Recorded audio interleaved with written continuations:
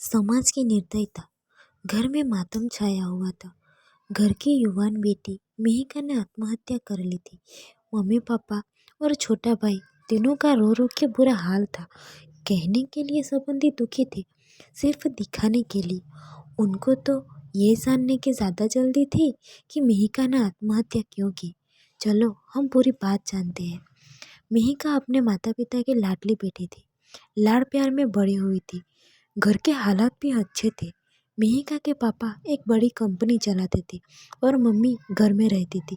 मिहिका की पढ़ाई private school में हुई थी। 1 से 8 तक तो मम्मी हर रोज़ लेने और छोड़ने के लिए जाती थी। 9 से 12 भी अच्छे से ख़त्म हो गया। मिहिका साइंस लेके पढ़ी थी तो मम्मी पापा ने डिसाइड किया कि मिहिका एमबीबीएस करेगी, तो मिहिका को एमबीबीएस में डाल दिया जाता है।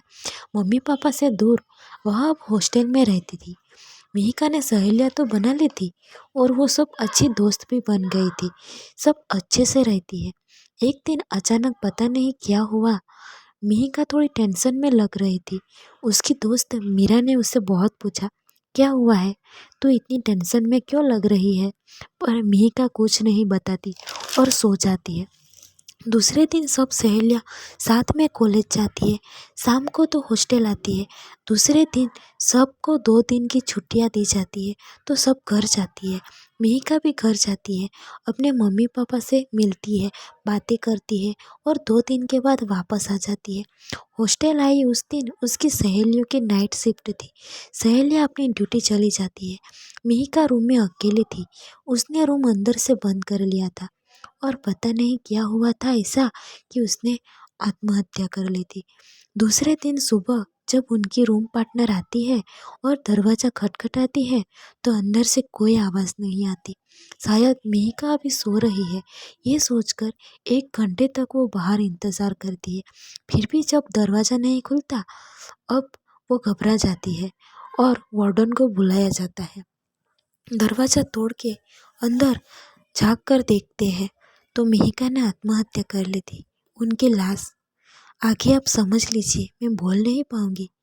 पुलिस को बुलाया जाता है और मिहिका के पापा को भी बुलाया जाता है।